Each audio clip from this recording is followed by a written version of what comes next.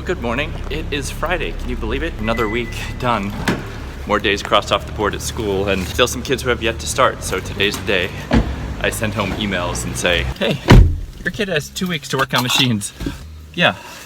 In terms of the rest of my life, I didn't respond to her thing yesterday and she didn't push it. I'm just gonna go into the day as positively as I can and just do my best to get through the day. And then come up May this weekend, I guess we'll see what that is. But tonight, I take in the dog. I'm gonna watch for 10 days and I hope I'm not out of my mind. I think it's gonna be really fun. It's a sweet little dog. I just hope that dog and Winnie get along. I'm sure in coming days you will be seeing videos of the two of them hopefully playing together and not at odds. So we'll see.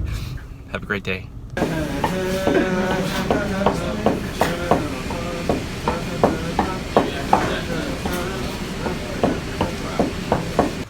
Unbelievably, that is a whole nother week done. Friday's over, the week is done. Time is passing really quickly in terms of school, in terms of relationships. It is crawling by. It's kind of a weird dichotomy. Yeah, I'm just really tired right now. I'm excited that I have, sorry about that. We moved my appointment from 3:45 to 2:45, but what it means is I have to bounce from school pretty quickly and then turn my headspace around and be ready for it. So I have to keep this short and go home and change and then go up and see her. But I'm really excited to see her. I don't know, I had a stronger day today, but as we already know, it's fleeting. It's an ups and downs thing. So today at school was good. Like I felt really good for most of the day. I think I worked well. I wasn't distracted. Nothing came in from her, which means I had no shocks to the heart. I don't know. I think I was good for the kids today. I feel good about it. Let's see how long we can keep that going. I'm a little short on words at the moment. So maybe I'll talk to you more after therapy and I have a better sense of where my head is at. Okay, I'll see you later. Bye. Well, hey, I'm headed up to therapy and I'm excited about it. I'm kind of sleepy and kind of tired, but that'll pass. I'm really looking forward to seeing her and just talking about some things. I need to go right now. I'm sorry to keep this short. I'll talk to you more in a second. Wow. That was, it's really an interesting thing to come out of a session. Like the hour passed so quick. It was actually more, there's like an hour and 10 minutes and it passed so quickly and I just grappled to hang on to everything. Even now, like I just walked out and there's so much, it's almost like a dream. Like I know it washed over me and it affected me, but man, we talked about so much. I'm trying to think about the big points. You know, we talked a lot about like painful present moments and the things that are really affecting me. And we made 3 things. One was basically, you know, that I don't have access to her. And that the big thing is, the thing I want most from her, like kindness and respect. When things like that do happen from her, I can't trust it anymore. When she sent the pictures of the horse, which was really nice, I had to immediately think, why is she doing this? And then the next day I found out why. Because she was hitting me up for money for the condo. So what I have to do, like I have to, in the face of being an unconditionally loving person, I have to put up walls against the person I used to be unconditionally loving towards. And it's so unnatural. It's the last thing I want to do. And I know I've talked about it before, but we just sort of iterated it in a different way. When I talked more about not feeling like I have control over my life, and you know, we talked about the places that I do have control.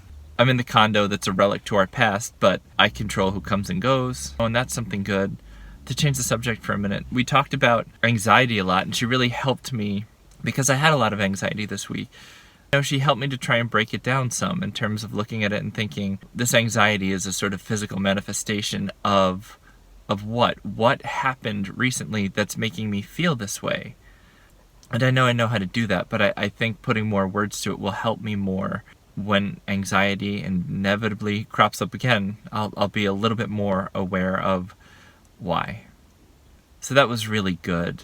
And she told a story about families of addicts who have to just cut them out. They're being so terrible, they're being so bad for themselves and others that family members just have to cut them out. And how painful it is for the family members. And she sort of paralleled it to what I'm going through. Like, my relationship with her is so painful and so terrible that cutting her out is good for me. And I'm not jumping for joy, and it's the last thing I want to do, but it might be definitely necessary for my own preservation.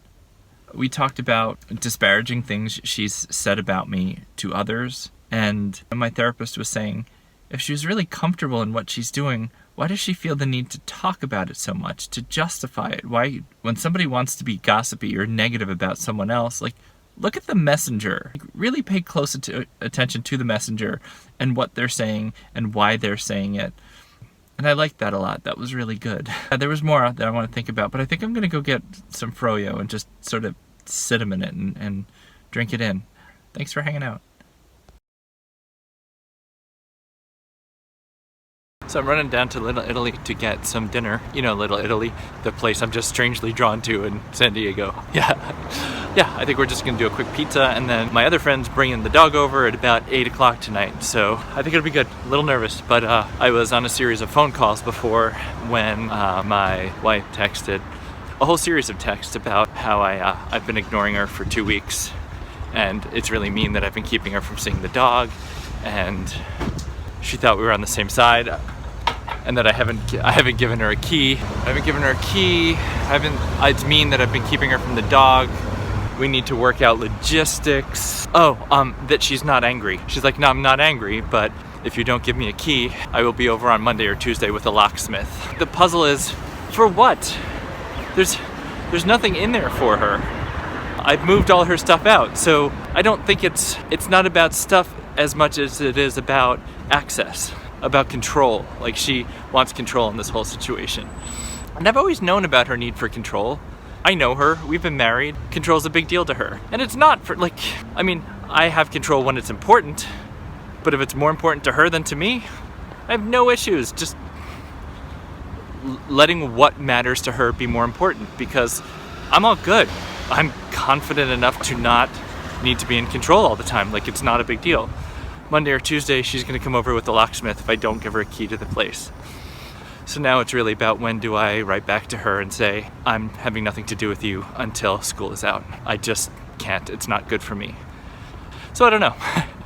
I think tomorrow afternoon I'm gonna go up to a Grand Prix and hang out with some of my barn friends to watch people jump, because they invited me. My teacher invited me to come hang out with them and watch a Grand Prix. Yes, if you invite me to something, I will go.